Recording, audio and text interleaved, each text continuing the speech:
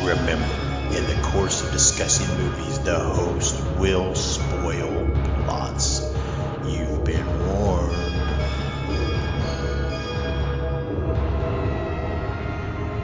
Listen to their screams.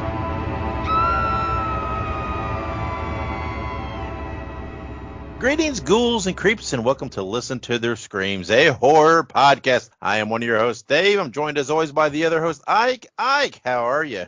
I'm doing pretty slap happy today, I guess you could say. Slap happy. That's a peculiar thing. Very fitting for today's episode, as we are going to review Killer Klowns from Outer Space today in honor of the 35th anniversary. I guess slap happy would be a good state to be in when you're talking about Killer Klowns from Outer Space. That's right. That's why I picked it. Slap happy. Very good, very good. Again, Killer Klowns from Outer Space, the 35th anniversary will be on May 27th. So it was released on May 27th, 1988.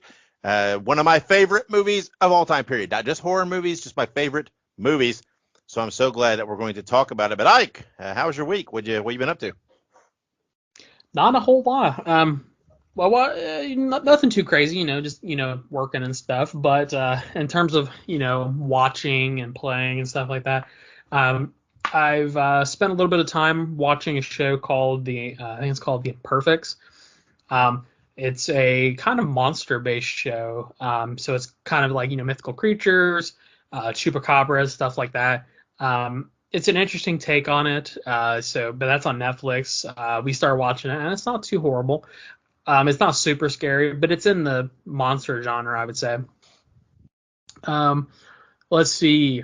Otherwise, I've continued I'm on to my third playthrough of Resident Evil 4. For my gaming people out there, when you play those games, you just got to keep playing them until, you've gotten your fill. I've also recently started replaying, and I guess they could be considered kind of horror-ish. But I started playing Legend of Zelda: Ocarina of Time. Oh, yeah. That one's not as like spooky, but the sequel to that one is called Majora's Mask, and I don't think it's supposed to be spooky, but it is spooky. It's just kind of creepy how it works. Yeah, can't go wrong with any of the Zelda franchise games. Of course, the new Zelda game's out. I'm gonna have to try to get that pretty soon. I'm an OG Zelda guy, right, on the NES from the beginning. Always loved the Zelda games. That's right. And I mean, what's scarier than like a giant pig monster? Ganon's pretty creepy if you ask me. That scared me. Oh Lord. But so other than that, nothing too crazy. Nothing. I really didn't watch anything other than The Imperfects, which is unusual. But what about you, Dave? What did you watch? Well, let's see. I only watched a couple things. I watched a thing called The Blackwell Ghost. It's on Amazon Prime because I saw somebody mention it on Twitter, so I thought I'll give it a try. And it was all right. It was pretty fun. I got to dig into this a little deeper though, because it portrays itself as a documentary, right, of this guy trying to capture a ghost in this supposedly haunted house. Even Amazon Prime puts it up as a documentary. That's how they label it. So I have to dig into this, whether it is truly a documentary or whether this is a work and whether they're trying to, pull my chain. I haven't really looked into it, but I did notice that there's 7 or 8 parts of this thing. There's a bunch of other stuff. I haven't watched any of those. They're not easily available on Amazon Prime. But the first one was okay. It was kind of that, that found footage, not really found footage, but that documentary type thing. Right. It was enjoyable. I liked it. I would like it a lot more if it were a true documentary. But my gut says nah. It's a work, right? They're it's one of those that try to make you think it's true, but it's not. But we'll see. About the only other thing I've watched, is I did watch the series Bupkis on Peacock. It's Pete Davidson's new series. And the only reason I really kind of name drop that here is because in the last episode of it, there is a cameo. There is an appearance by Art the Clown. And really? They did put this in the trailer. They did put this out there, and basically it's kind of what I thought it was. Spoilers here, obviously. We gave the spoiler warning at the top, but I'm not really going to give away the series, but it is what I thought. It is pretty much a Pete Davidson coming off the drugs, seeing things kind of thing. That's why you see Art the Clown. Art the Clown's not legitimately in it. It's a thing he's hallucinating. But yeah, Art the Clown's in it for a bit, so that's the only reason it was pretty funny. I mean, if your sense of humor is kind of in that vein, that that crude Pete Davidson kind of thing, the freaking cast is amazing. I mean, there's so many cameos by people in this series, so it's all right. But it did have the Art the Clown thing in it, so that was kind of fun.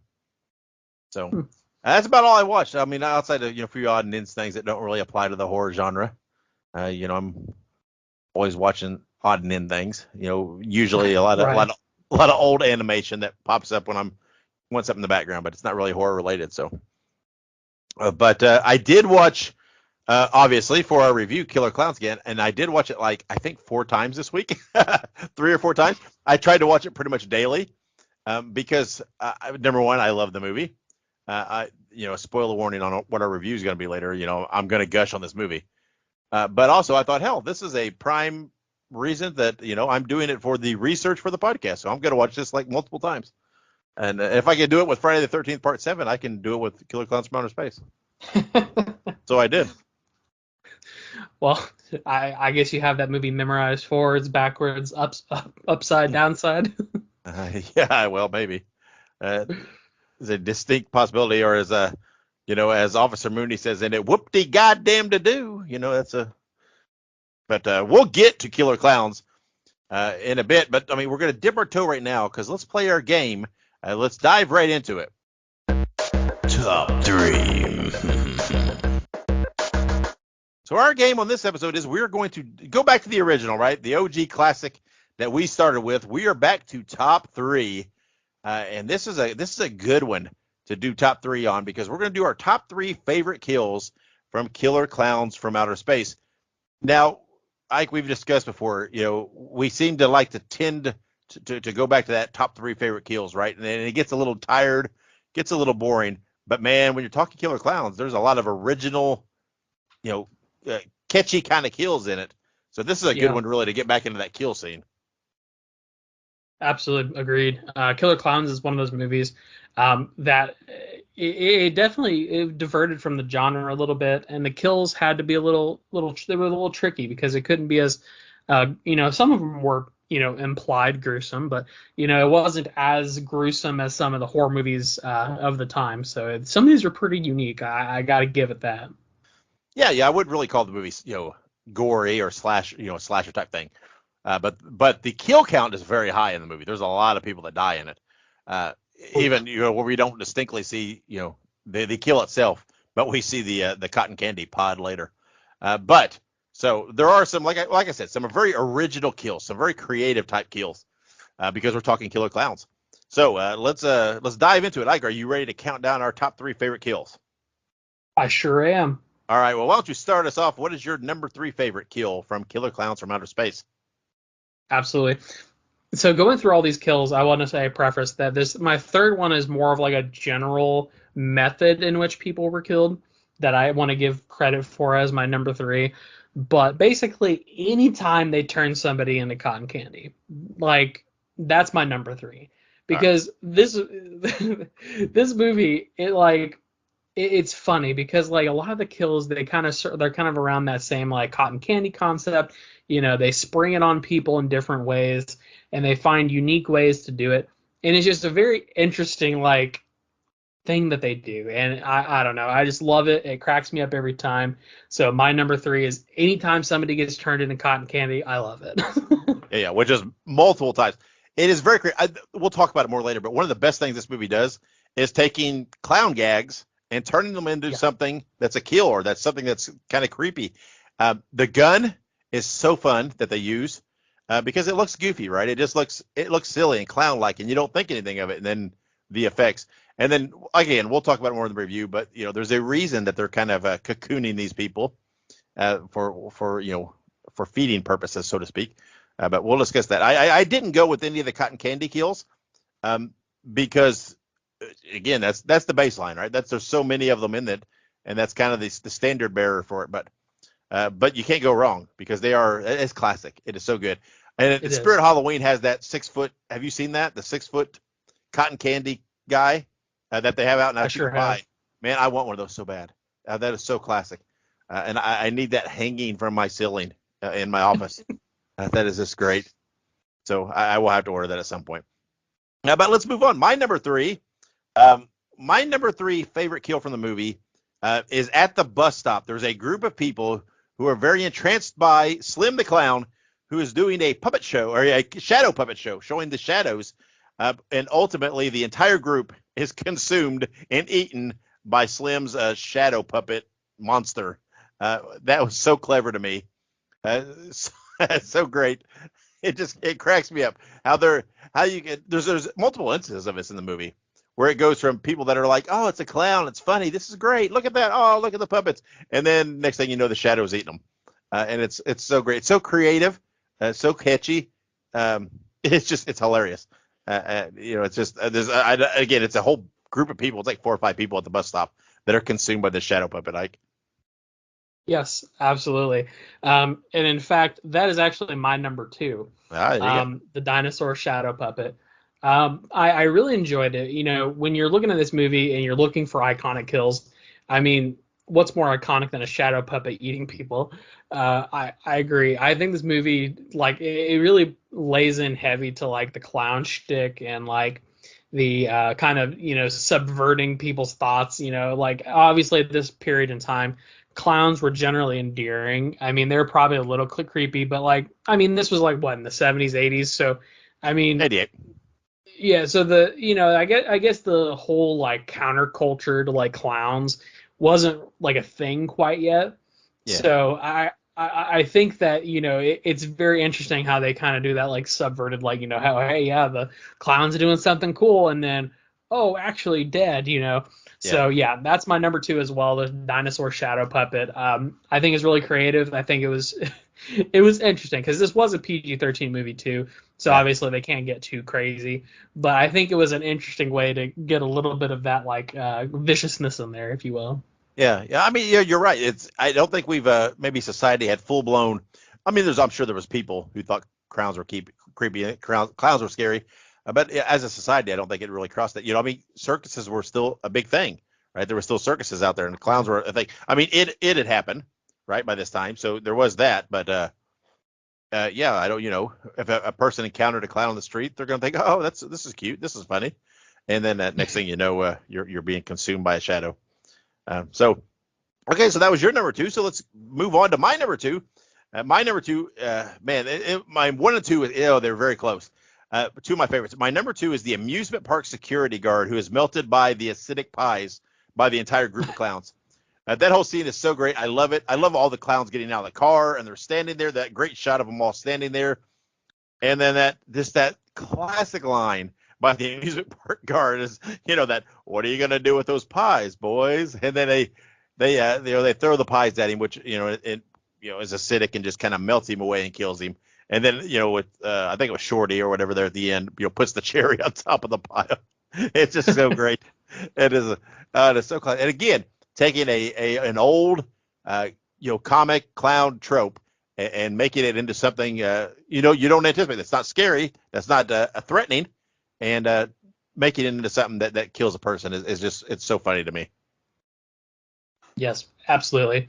Again, it's all about subverting like your thoughts about clowns, and it is great. And I'm just going to mention this because my number 1 has to do with this too. But some like the one-liners are great. Like they're like these very like obvious, like they're kind of burying the lead a little bit, like, oh, what are those pies for? Kind of innocently almost, and then boom, pies are melting this poor sap to the ground. Yeah. It's great. I think there are a lot of great like lines like that, and I think that's just one example. But yeah, the acid pies, that one's pretty good too. Yeah, love like it. you said, it's a common trope. Yeah, it is. I mean, the whole pie in the face thing. I mean, clowns have been doing that for eons or whatever else, and it's just right. It's so funny. It's just so humorous. And again, it's you take a situation where that guy's like, all he's thinking is, oh shit, I'm gonna be covered in cream or whatever, whipped cream, and it's gonna be a mess. Does not think that his life is at risk, and that's what happens. So, all right, so let's move on to the number 1s. Ike, what is your number 1 favorite kill from Killer Klowns from Outer Space? So like I mentioned, Killer Klowns has these great one-liners from like these like random characters who end up dying and stuff. My favorite kill is just because It cracked me up. I like died laughing when it happened the first time I watched it. I remember, but there's a scene where I can't remember the clown's name, but he was riding a little bike and he drives up to these Oh, bikers. yeah. Okay, here we Um, go. This, just so we know, if this is where you're going, this is my number one as well. okay, Yeah, and the clown is Shorty, and the Shorty, biker, I believe his name is Slug. I'm not Slug, sure. Yeah, yeah. yeah, but yeah, this is my number one. So this is the consensus number one. I don't know how anybody could not. This is such a great moment in the movie. Yeah, it's Shorty on the little bike or whatever it is. So Right. So you got Shorty, right? You got the Shorty guy. He comes up on his little bike. He rolls up to this big biker, and this biker's like, "Can I beep the horn?" And he starts fucking up his bike and stuff. Typical like, kind of like he kind of deserves what's about to happen to him type yeah, yeah, thing. So, anyways, so then Shorty disappears for like a split second. He comes back with some boxing gloves, and Slug says to him, "What are you gonna do? Knock my block off?" And then, quite literally, Shorty punches this motherfucker's head clean off his body. And it's just like, I mean, it's art. I mean, beautiful, masterpiece, Van Gogh, super clever. I mean, literally, what better of a line to say before you get your head punched clean off? What are you yeah. gonna do? Knock my block off? Yeah. It is so fun. And his head lands in like a trash can or whatever. Right, It is just so it's so funny because again, it is this situation that looks silly, looks like, oh, there's no threat here. And the guy, the clown jumps, comes down with boxing gloves on, does some goofy looking little moves, like a over the top boxer type moves. And you're thinking, oh, this is what the heck. And then with one punch, knocks the guy's head clean off. It is so great. It cracks me off. Cracks me up. Again, it is the part of the reason I love this movie. They take something so goofy and they make it kind of frightening or what kind of, well, it's right. not too graphic. This is probably honestly one of the most graphic parts of the movie, right? I mean, Yeah, there's not a lot of blood or not a lot of gore splatter or anything, but it's a decapitation and we see the head fly, and it is, for this movie, it's probably one of the most graphic scenes. it uh, is. but it's so funny. It's got everything. It is one of the purpose or perfect, whatever you want to call it, encompass summaries of the movie right there in that one scene. And it is also my favorite kill from the movie. So classic. Slug the biker getting his head punched off by Shorty. So good. But again, there's so many. I mean, we didn't touch on any of the popcorn, the little creatures that come out of laundry baskets, and like you mentioned, there's however many of the cotton candy kills that were in it. It's just such a great movie. And we'll talk more about it in a little bit, but that is our top 3 favorite kills from Killer Clowns from Outer Space. Once again, we got a review coming up later in the show for the 35th anniversary.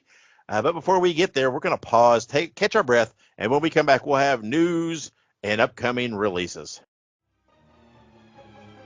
Make sure you subscribe to Listen to Their Screams on your favorite podcast platform. Also, make sure you look us up on social media. We're on Facebook, Twitter, Instagram, Letterboxd, TikTok, and Slasher. All you have to do is look up Listen to Screams. That is Listen, the number 2 and Screams, and you can find us there. Also, make sure you go and buy yourself a Listen to Their Screams t-shirt. You can find all of our shirts at tinyurl.com/Screams Shirts. And here we go with some news. Oh, you guys thought I was going to sing the song again. I'm sorry. I'm not going to sing it this time. Yeah, you do it every episode. So I'm just kidding. Let's get into the news. All right. So we have Beetlejuice 2 adds another just powerhouse to their movie. I mean, we already have Michael Keaton. We already have Winona Ryder. We already have Jenna Ortega. We already have Gina Davis. We're also going to get Willem Dafoe. Now, Willem Dafoe, I just got to gush for a second. I love Willem Dafoe. Willem Dafoe is such a cool dude. I mean, like, he's done a lot of really cool stuff. He's literally the Green Goblin. I mean, and he does all kinds of neat stuff like that. Crazy shit like The Lighthouse. And he also is in like a bunch of Wes Anderson's movies, like, I think Sunrise Kingdom or something like that. So I love Willem Dafoe. So this is a very happy joining for me. it's unbelievable. If I could, I mean, it's like I couldn't be more excited for this movie. And then they're like, oh, wait a minute. Let me tell you this. This movie, number one, I love Beetlejuice anyway. I love the movie. I'm so excited about this sequel. I am one of the world's hugest Michael Keaton fans, so that alone gets me, right? But then, I mean, when you, like you said, I'm a fan of everybody that's so far been announced, and I cannot wait for this movie next year. So excited. And I mean, what else? What else are they gonna throw at us for this movie? This is gonna be just monumental. Absolutely. And then also, we haven't watched the first one of this one, but Winnie the Pooh, Blood and Honey Numero Dos is officially beginning to film this fall. So we haven't gotten a chance to watch this one yet. No. But I've heard some, relatively decent stuff about it. It's just your typical cheesy horror movie, but absolutely, I'm all for it. You know what I mean? Make a second one, make a third one, and hell, make 40 of them. It'll just add to the cheesiness of it, and I'm sure it'll be fun.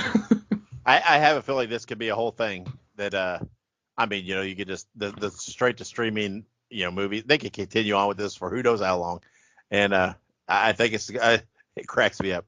I mean, it's some of those so bad they're good kind of movies. I'm still looking forward to seeing it, just haven't yet. But I'm pretty excited they're going to make another one. Go for it. Keep it going. Amen. And then before we move on to some of the other news, I had a couple things I wanted to throw in there that actually I saw today.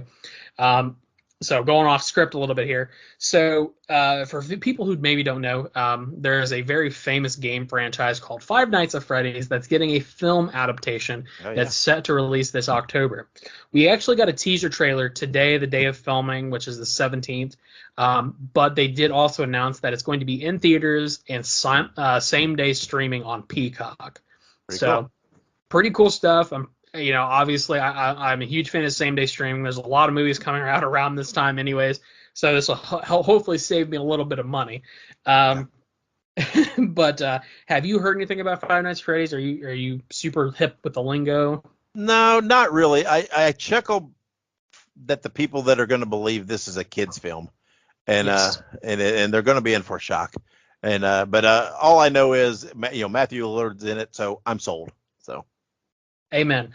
And it's also being made by the Blumhouse Productions. So again, I don't know how it could be bad. Yeah. The other thing, and this was actually a few days ago, this came up on something that I've seen, but there's going to be a movie coming out later this month, actually, May 23rd, on Tuesday, May 23rd, and it's going to be exclusively streaming on Screambox, but it is none other than the Creepypasta movie. So Yes. Actually, it's ironic you would say that because I meant to discuss this with you about hey, this is coming. We actually do have a screener link for it.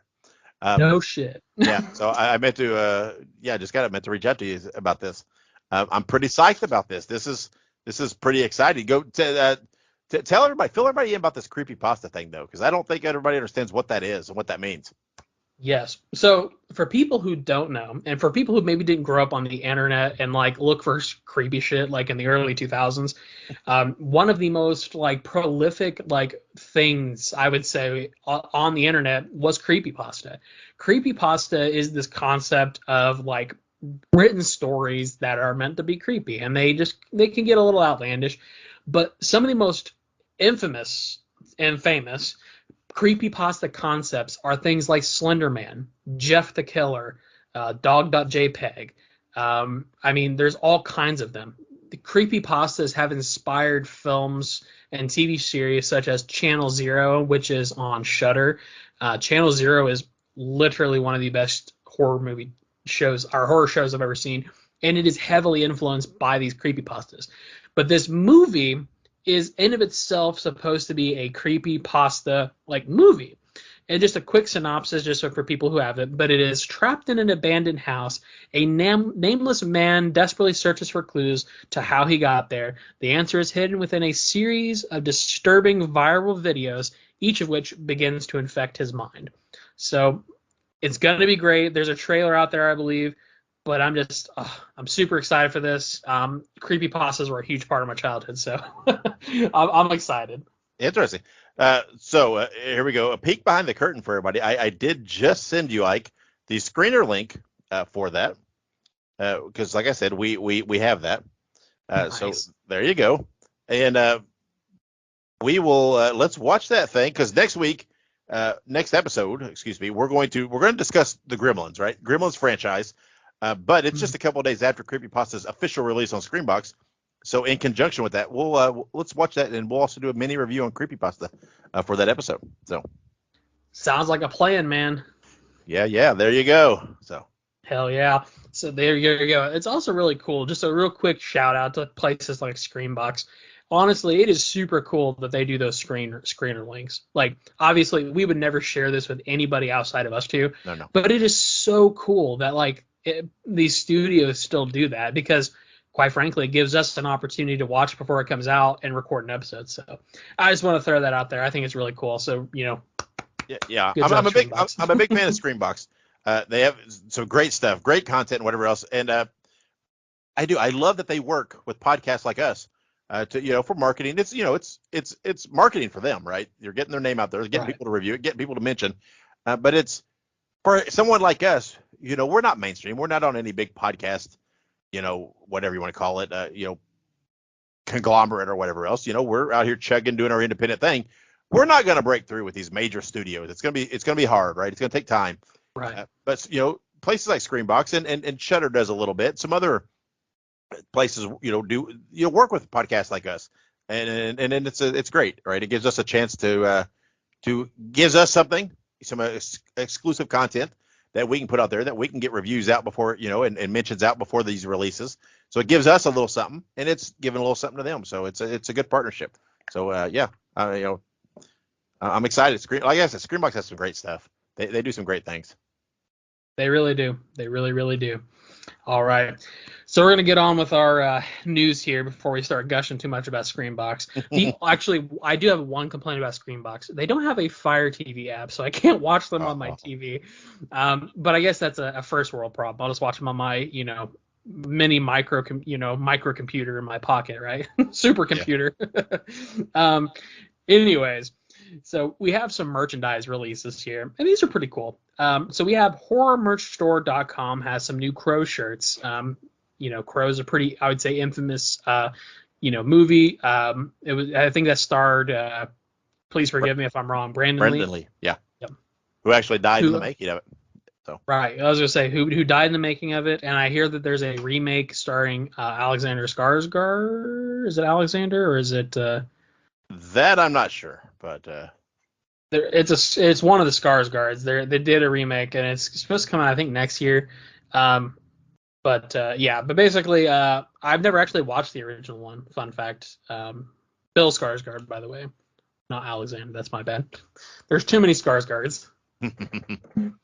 Anyways, I've never seen the original, so I'll have to check that out. But I'm all for cool T-shirts, and they look really cool. Yeah. Now this one's also really cool because your boy loves Michael Myers.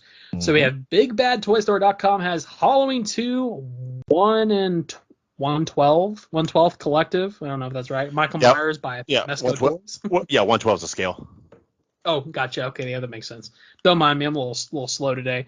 1/12 collection, Michael Myers by Mesco Toys with a, I would say, pretty hefty price point of $85. So that'll be interesting. Yeah, I've seen some pictures. I mean, 1/12 is it's a decent size scale though, and it's pretty detailed and everything. I mean, you're a lot of accessories. You're getting your money's worth. It's well done. It looks really great. Very cool, very cool. If it comes with accessories, I think I'd be pretty cool with that. Just because I feel like you give me some stuff to switch out on it, make it look a little cool how I want it to look. I'm cool with that. Yeah. But we also have a couple of upcoming birthdays and anniversaries. On May 18, 1964, we have Sean Whalen, who is from People Under the Stairs, Zombies Halloween 2, so Rob Zombie's Halloween 2, and Hatchet 2. Who does he play in Halloween 2? No idea. No idea. Okay. I'm not. To be frank, I'm not big on the Rob Zombie Halloween, so I'm not trying to see who he was. I'll figure it out here in a minute. But in any case, we also have somebody who we do know. May 23rd, 1969, Felissa Rose from Cult Hit, Sleepaway Camp, Silent Night, Zombie Night, and Dave's Uber Crush. That's right. She's great, Felissa Rose. I hear a lot of great stuff about her. She's a pretty wonderful person. I hear she interacts with fans a lot. And just generally is a great actress. She also had a cameo in Terrifier 2, which was very entertaining for sure. Yeah, I mean, she does a lot of stuff, right? She does a lot of horror stuff. Again, I love her though, because man, she embraces the horror thing, right? She embraces this role. She does the conventions. She's very welcoming. She loves meeting the fans. She loves the traveling, the pictures, doing that pose from the end of Sleepaway Camp. And I mean, give me a break. It's Sleepaway Camp. I love that movie. Yes, absolutely. I love Sleepaway Camp. I think that would be one of the movies I would be okay with them trying to remake, as long as they incorporated her into it somehow. Yeah. Um, but I feel like they could really do something. I think they could do it justice. I know they tried back in like '08 or something like that, like Return to Sleepaway. But I feel like if they really did like a solid reboot, I feel like they could do a good job. But Yeah. I guess that's a conversation for another day. Upcoming movie release, May 24th, 1979, Dawn of the Dead, George Romero's masterpiece, one of his masterpieces. I love Dawn of the Dead. I need to actually rewatch them. This would be a good time to do it. I'm assuming, Dave, you love Dawn of the Dead? I do. I love. Well, I started to say I love all of the Deads, but that's not completely true, because there have been lots of what do I want to say? A lot of the Deads that are not directly tied to the line. I mean, people are, use of the Dead just to kind of leech off, but I love all the Romero stuff, right? That's all that's directly tied to the Romero movies and everything else. But yeah, I do. I love it. Yes, absolutely. There's nothing like those 70s and 80s zombie flicks. The blood and the effects that they use. It was just so so weird, but it was so great. All right. So we're going to move right along to a few new releases and upcoming releases. On May 18th, we have Consecration, available on video on demand. After an alleged suicide of her priest brother, Grace travels to the remote Scottish convent where he fell to his death. Distrusting the church's account, she uncovers murder, sacrilege, and a disturbing truth about herself. This is starring Jenna Malone. Never heard of it, but it sounds great. Sure. Yeah. Why not? Why not? We'll see. Right, exactly. May, again, wow, all of these were May 18th. Jesus. Mm-hmm. Okay, May 18th, Outpost, limited theater and video on demand. After a violent attack, a woman searches for strength in the solitude of a lookout job, but is overwhelmed by something darker. I feel like I've heard about this, or I've seen a movie similar to this. Yeah, maybe. I don't know. I don't know about the strength and the solitude of a lookout job. That just sounds to me like just the perfect situation to let your mind wander. So right.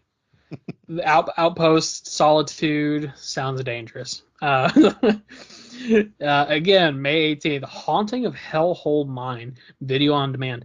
Inside an abandoned gold mine lurks a mysterious supernatural being conjured by a Native American shaman ages ago to defend their tribe.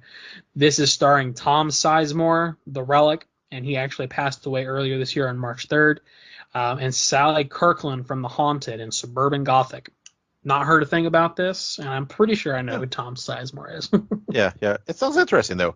I love that name, Haunting of Hellhole Mine. That's just great.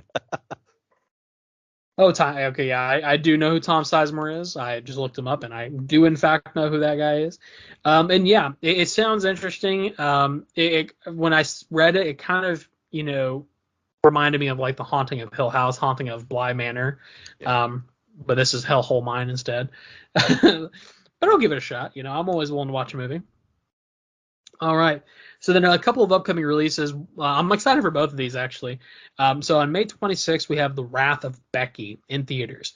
This is a sequel to a movie called Becky. I have seen that movie. It's been a good number of years since I've seen it, so I need to go rewatch it. But this is a sequel called The Wrath of Becky. 2 years after she escaped a violent attack on her family, Becky attempts to rebuild her life in the care of an older woman, a kindred spirit named Elena. But when a group known as the Noblemen break into their home, attack them, and take their beloved dog, Diego, Becky must return to her old ways to protect herself from her loved ones. I've seen the trailer. It looks really good. The original Becky starred, I believe, he's from one of the guys from Grown Ups, the Kevin something or the other. Mm-hmm. Oh, God, what is his name? Kevin James. It starred Kevin James, Becky, the original Becky. Yeah, right, yeah, the first Becky. Yeah, you're right. Yeah, it had Kevin James in it as the villain, funnily enough, which is why I originally went seeked it out. So I'm actually pretty excited about this. I think this will be good. Yeah, this one's got Lulu Wilson in it. I guess she plays Becky, and then Sean William Scott from American Pie. Um, it sounds interesting. I've not seen Becky. I've heard things about it. It's just one of those movies I've never watched. But yeah, I'm gonna have to watch Becky, and then I'll check this one out. All I gotta say is, if they take their beloved dog, they all must die. You don't That's fuck right. with the family pets, man. Come on. That's absolutely right. Just watch a John Wick. That's right. Uh, and then June 2nd, we have The Boogeyman in So theaters, of excited. course. So, question: there was another Boogeyman movie that came out like early 2000s. Is that like somehow related to this? Not to my knowledge, no. Okay. I This for some this reason one's thought it based was. on a Stephen King story. Interesting. Yep, I see that here. It is an adaptation of Stephen King's The Boogeyman, but this is a psychiatrist, where a man named Lester Billings talks to the doctor about the murders of his 3 young children, describing the events of past several years. This is starring Sophie Hatcher, who is in Yellow Jackets. She's great in Yellow Jackets, and The Book of Boba Fett, which I've not seen yet, and So, Chris Messina from The Sinner and Devil. yeah, I'm so excited. The plan is for us to review this next episode, or no, excuse me, a couple episodes away, when it comes out. I love Stephen King. I love adaptations, proper adaptations of Stephen King. And this one, man, the trailers have been out there. The response, some of the screenings that have been out there have been good. I'm super excited. This is supposedly going to be really creepy, really scary, lots of jump scares. Bring it on. Damn straight. All right. So if you guys want to check out some of these movies, go ahead and do that now. And when we come back, we are going to hit you, and we're going to hit you hard with our Killer Clowns from Outer Space review. Listen to Their Screams is now a Fangoria collaborator. Get 20% off your order at shop.fangoria.com by using the promo code LISTEN2SCREAMS at checkout. That is listen, the number 2, and screams. Or you can click the link in the show notes. All right, and we're back here on Listen to Their Screams, and I'm so excited now because we are finally to the point where we get to talk Killer Clowns from Outer Space, one of my favorite movies of all time. Movie was released on May 27th, 1988. Thus, it is the 30th anniversary of the movie, so it is the prime time for us to review it. It is basically, the movie is about aliens who look like clowns, come from outer space, and terrorize a small town. We have got a slew of fun facts about the movie here before we dive into our personal reviews. So let's get into this. The production of the movie took the bulk of the $2 million budget. The producers did most of the special effects themselves. Pretty cool. Clownzilla at the end of the movie was originally going to be stop animation. I don't think they had the budget to pull that off. They kind of ran out of money. So the American punk band The Dickies wrote and performed the theme song, which they hadn't even seen the movie when they wrote and recorded the song. However, this is one of the best theme songs from any movie. It gets stuck in your head. It is like on virtually every playlist I have on Spotify. The Killer Clowns theme song by the Dickies is outstanding. John Mossery, his theme that he wrote, he did all the rest of the music. The theme for Clownzilla was originally to be used for Friday the 13th Part 6, Jason Lives, in the movie trailer, but they went with something more cliched approach, so he saved it and ended up using it for this movie. The Insane Clown Posse sampled dialogue for the movie for their 2002 Joker's Card album, The Wrath Shangri-La. I'm not an ICP kind of guy, but You're not a juggalo? nah, not me. But mad respect. I guess clowns love the clowns, so that's what it is.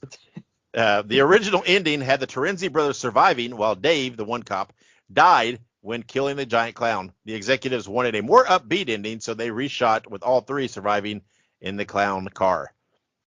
There's several similarities between this movie and The Blob. Both have a first victim, which is an old man in a cabin with a dog. Both have a skeptical cop named Dave, who do not believe the young people when they that report to them. And both have a grumpy cop who seemingly hates the young people. And also, the remake of The Blob was released the same year of this movie. Michael S. Siegel and Peter Lacassi play the Terenzi brothers, the ice cream salesman in the movie. They were a very popular comedy duo in L.A. They were regulars at the famous Comedy Store. There was a live Killer Clowns film concert in 2018. John Massari did that, the music director. And for the 30th anniversary of the movie, there was a live orchestra playing the movie score, and the Dickies played the theme song live. That would have been super cool to see. Sequels and television spin-offs to Killer Clowns from Outer Space have been in developmental hold for decades. But they did release recently a short, very short film. It's official, made by them. That it was a promote the Killer Klowns attraction at Halloween Horror Nights. The short features Shorty the Clown shrinking a car down to toy size before stomping on the vehicle, and the two guys inside it. They're at a gas station. It's pretty cool. You can look it up on YouTube. It's pretty fun. It's just a couple minutes long. Killer Klowns from Outer Space is a game. It's originally announced at Gamescom 2022. It's supposed to be out sometime this year, and I am super excited for that. So let's dive into it. That's kind of our fun facts for the movie, but let's dive into. Everybody knows, Ike, from what I've already said, this episode, last episode, probably several episodes before, that I love this movie. This movie is so fun. It's everything I like in a movie, right? It's got scary parts. It's funny. The jokes are they're great, right? Everything's great. So before I dive into it and start my gushing, tell us what you think about Killer Klowns. Absolutely. So obviously, this is obviously two very different perspectives, right? This is a movie that Dave purportedly would have seen growing up, I would imagine. And so this is a movie that probably is very near and dear to his heart. I don't have nearly as much of an emotional connection to this movie, I would say, but I will say this. I did like the movie. I do love the concept. I love the movie. I think it actually stands up very well in modern times. There's nothing about it that, in my opinion, is super outdated. A lot of the special effects, they still hold up really well. A lot of the stuff looks really cool still. And that's honestly says a lot for a movie that was made in 1988. So I want to first say that for a movie that is, going on 35 years old, I think we just said, Yep. It's incredible that this movie is as good as it is, quite frankly. So with that in mind, I did enjoy the movie. It has super creative kills. We talked about kills earlier during our top three, so I won't, talk about it too much. But the kills were super creative. You can't go wrong with knocking somebody's block off. You can't go wrong with killing them with a T-Rex. You can't go wrong with, the cotton candy gun, the acid pies. I mean, there's so many cool things that they really drew out for this movie. The creativity was off the charts. It's super cheesy, obviously. I think it was intended to be as such. I think the one thing that holds this movie back to some degree is that it's a PG-13 movie. And for the 80s, PG-13 movies were very limited. They were very restricted compared to modern day PG-13 movies, which are essentially rated R, diet rated R. You know what I mean? Like, at this point, a PG-13 movie can essentially do whatever it wants, as long as it doesn't say fuck. And even then, you can still fit in one. So yeah, but with that being said, I love the movie. It's hilarious. It's spooky at some parts because, the clowns, they are scary looking. I'm not a huge fan of clowns myself, so obviously I love watching clown movies because it scares me. And I mean, what more can you say? It's literally killer clowns from outer space, these aliens that come to Earth. They take the shape of clowns. They play on the innocence of clowns, and they just basically ransack an entire town. And it's beautiful. It's an amazing movie, and yeah, even the music is good. We were talking about that a little bit with the fun facts. It is. Man, this movie. Like you said, the effects are great. The costumes are spectacular, right? The clowns, they look creepy and scary without being, over the top, Right. in any way, right? They're very grounded, but in each one, just by looking at them, it gives very distinct personalities about them. And it's so great. And the movie is fun, right? I cannot imagine somebody watching this movie not having a good time. And I imagine that the rating and stuff is probably to try to, it was a low budget movie that someone took a chance on, and it was probably to try to drag in as many viewers as they could. It's not a movie I saw in theaters. It didn't get this huge release, but it was definitely a movie that I picked up in the video store multiple times. Which it's one of those kind of movies, right? That's where that was the bread and butter for it, right? Was the home video rental market at that time. Yeah, like we said earlier, the theme song is spectacular.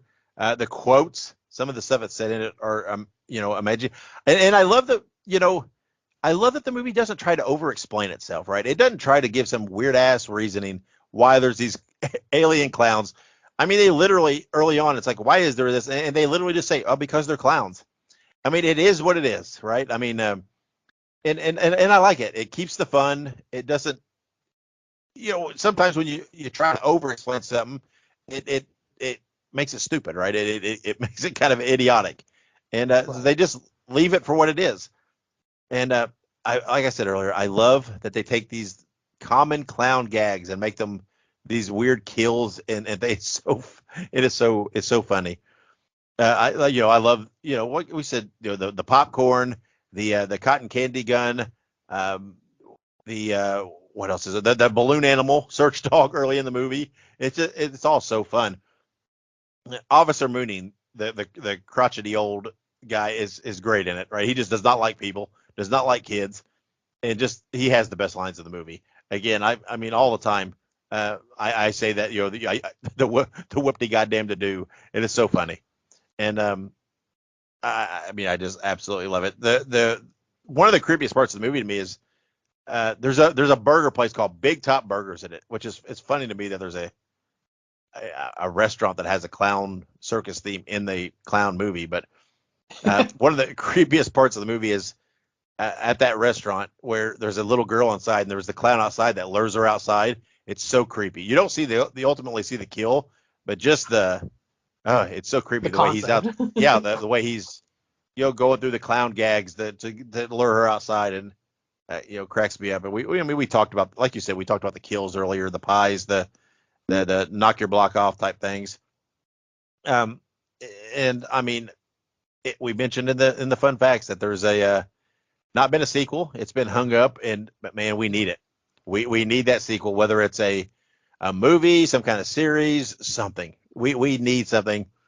The world is ready for more killer clowns. I'm not ever going to say this movie is a Gone with the Wind like cinematic masterpiece, because it's not. It's a low budget movie, but Right. I think for the budget, for what they had to work with, man, it's exceptional. There's really not a lot of holes in it. As maybe part of that is that they don't have a lot of gore and stuff, so there's not. The effects work because they're simple and they don't overshow anything to show some of those gaps in the budget. And like I said, I'm excited for the game. I love merchandise when it comes out and everything else. It's great. But it's one of my favorite movies of all time. When we get down to rating it, I won't rate it as my favorite movie. I'll rate it, just as a movie. But it's so fun. I couldn't even put a number on how many times I've seen this movie in my life, and I never get tired of it. It's spectacular, and this is one of those movies that you hear a lot of people that ask the question. I see it online all the time. That ask the question, what's some movies that I could show my kids to introduce them to horror? Right, that's not going to overwhelm Yeah. them. And this is right there. This is it. Right, this is one of them. It's scary, it's creepy, but it's not so graphic that your kid may never go to a circus again or an amusement park or get near the clowns. But hey, it is what it is. But Look, that my kid wasn't talking to clowns to begin with, so that's yeah, might be for the best anyway. But I don't really have a fear of clowns, but and I don't know. I love the color. How colorful everything is in the movies. In the movie, it's such a fun movie. It's one of those movies that it's perfectly made for me. It's got creepy parts. It's got some scary parts. It's got some funny parts. It's got some cheesy parts. It's got I don't. It just it's just everything. It's like this movie was made for me and my interests, and I love it. And I love that it's got this huge following, this huge cult following after 35 years. I mean, it's more popular than it's ever been before. I yeah. mean, one movie 35 years ago, and it's in Halloween Horror Nights. That's a big deal. And all the merchandising that keeps coming out, and the game that's coming out, and the cries for. I mean, that's a big deal that after all this time, people are still clamoring for more of this. So That's what I was gonna say too. I think one of the things that I respect most about Killer Clowns is that they were able to create a product that it's essentially become timeless. You know what I mean? yeah, Like people of all ages have seen this movie. I was talking to my wife, and my wife, while she's never seen the movie, I'm trying to get her to watch it, but while she's never seen the movie, she has heard of the movie. She knows about the movie. She knows enough about the movie that she could have like a, a conversation about it. And the thing to me is like even people who like have never seen the movie know about this movie. You know what I mean? Yeah. And that's just kind of that pull that these kinds of movies have. And it just I don't know. It's very telling about how the movie was made and everything else, and the impact it's had because I would venture to guess that Killer Clowns has had a pretty significant impact to like pop culture in terms of how clowns are depicted. Obviously, you have Stephen King's It, who Yeah. was a big part of that, and other clown-related movies. But I would say Killer Clowns had a pretty monumental effect on us all. Yeah. I mean, I agree. I mean, when you think of horror tropes and for villains and the the scary parts, I mean, clowns are right up there, right? You think, oh, there's ghosts, there's demons, there's this and that, and people think clowns, right?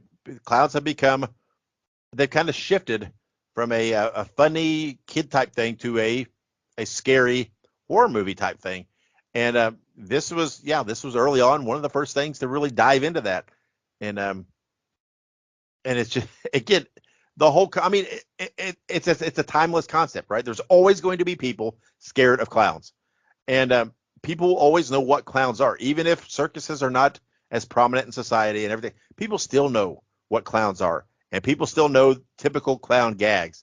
So this movie will never lose the punchlines. It's always going to be there, right? And there's like you said earlier, there's nothing to it that's overly dated for the time that makes it so preposterous that people can't still enjoy it, right? I mean, it's again, it's we said it. I don't even know how many times I've said it now. The horror tropes. I mean, you got a bunch of horny young people, horny teenagers or horny early 20s people, at a meeting spot. They called it top of the world. Trying to have sex and everything else, and this is where it ends up leading to. That's been done in horror all the time. Still is, right? Whether it's the horny teenagers or whatever, horny young people going to try to go to a cabin in the woods or to a summer camp or while they're babysitting. It's the same concepts, and this played into it Right. just the same way. It's all there. It's all human nature. It doesn't change, right? I mean, the human drive is still there. So it doesn't. I don't think this movie will ever become dated. And the effects and costumes hold up. They still look good. So it doesn't. I don't know. It just doesn't feel like you said. It does not feel dated at all to me. But I'm a big Yeah. fan of practical effects and everything else, and I think practical effects hold up because practical effects are quote unquote real, right? They're while you're not literally seeing what they're trying to relay to you, you're still seeing something real, not digitally Yeah. produced or whatever. It is still something physical. So it holds up, and it's great. I love the movie. Yeah. Absolutely. And just one little thing on top of that, I'm a huge proponent of practical effects. So that was obviously one of the first things that really struck me about this was that it wasn't an overtly like animated or CGI movie. Obviously, this is the '80s, so the technology wasn't quite there. But I would say that it was there enough that they could have gone that route, but they decided not to. They went an entirely different route. They went practical, and I think it definitely, like you said, it lends to how the movie's being perceived and how it's timeless because you have a movie that with practical effects seems ageless. Yeah. It doesn't seem like a dated movie. Like I've watched, I think last week I gave a hot take about how I think The Exorcist seems like a very dated movie, and I stand by that. And that movie has practical effects, but I think that it wasn't done in a way that like Killer Clowns was done. Now, obviously, I think there's like almost a 10-year gap between those movies, but regardless, Killer Clowns just doesn't seem dated. I can watch that movie today, and it just seems like it seems like a very entertaining movie, and it doesn't draw to the conclusion that this is some old ass movie. Yeah. I mean, every time I watch it, I'm amused by this. I chuckle every time. The same lines. Yeah, No matter how many times I've heard them, I still chuckle. It's so fun, and that's my bottom line, right? I want to have fun when I watch the movie, right? Or I want to that's feel the something. bottom line. Yeah, and it's fun. So So let's rate this thing, Ike. What are you giving out of 5 screams to Killer Clowns from Outer Space? So, when I was thinking about it, it's obviously at a minimum, it's a 3, right? At a minimum. At a bare minimum, it is a 3. But I'm trying to depict, is it a 4? And as much as I like the movie, in my opinion, I don't think it's quite a 4. But it's not a 3. So in my opinion, I'm going to slip it right in the middle there. I'm going to give it a 3.5 out of 5. Yeah, that is exactly where I'm at. Because again, I'm trying to be impartial. If it's purely on my enjoyment and whatever else, this is off the charts. I couldn't even rate it. Right, it's a 10. Yeah, but purely as a film as it is, it's not breaking new ground, right? It's not doing anything that other horror movies at the time were doing, right? Everybody was doing practical effects. Everybody was playing on some horror tropes and some different things.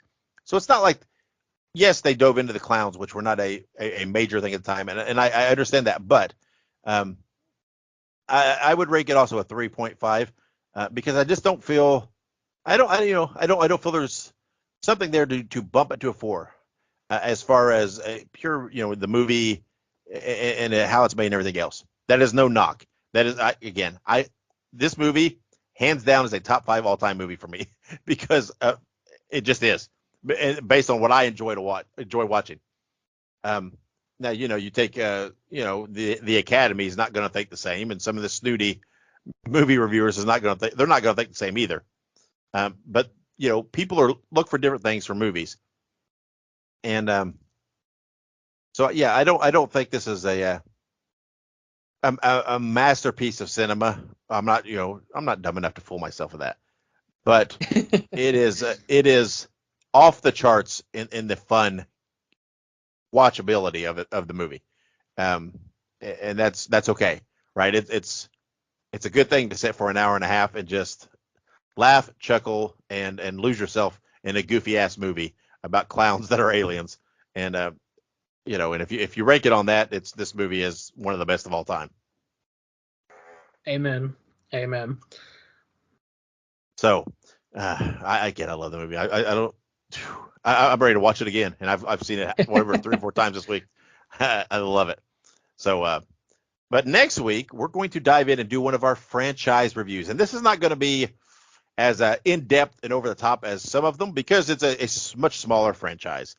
We're going to discuss the Gremlins franchise, and this is because on May 23rd, the new series Secrets of the Mogwai comes out on HBO Max, and we're going to try to do a mad dash and rush and watch those episodes. But we're also going to watch Gremlins and Gremlins 2, and we're going to talk about them all. We're going to kind of talk about what we liked, what we didn't like, talk about the new series. I don't know how much reviewing type stuff it'll be because it's going to be kind of an overall view, but we will discuss them each individually. So I'm super excited for that series. I love the Gremlins. Do you like Gremlins? Have you? I mean, how much have you seen Gremlins or Gremlins 2? Yeah, no, absolutely. I would say I've pretty much watched Gremlins every year because to me Gremlins is a Christmas movie. Yeah. So I watch it every Christmas. And last year we actually sat down and rewatched Gremlins because my wife she had never seen Gremlins 2, I should say. She had seen Gremlins, but she had never seen the second one. And the second one's it's not as good as one, but No. obviously it's still good. Yeah. So yeah, absolutely. Every year we watch the first one. We happened to watch the second one last year, and then I'm excited for Secrets of the Mogwai too. I think it'll be interesting. I hope they do it right. Yeah. I've heard good things. There's a trailer that was just released. It looks good. I've heard it's very fitting for the franchise. So I'm super excited. I've got a soft spot in my heart because, of course, Gremlins and Gremlins 2, came out at a prime time for me back in the 80s. So I'm super excited and can't wait. So that's next episode. We're going to discuss the Gremlins franchise. But before we get out of here, Ike, any last comments or anything you want to throw in there? What are you gonna do? Knock my block off? Whoop-de goddamn to do. Love Officer Moon. Such a great thing. So many lines. I like that part where they're first coming in, they're telling, he comes in, he's like, woo, killer clowns from outer space. Holy shit. Just so great.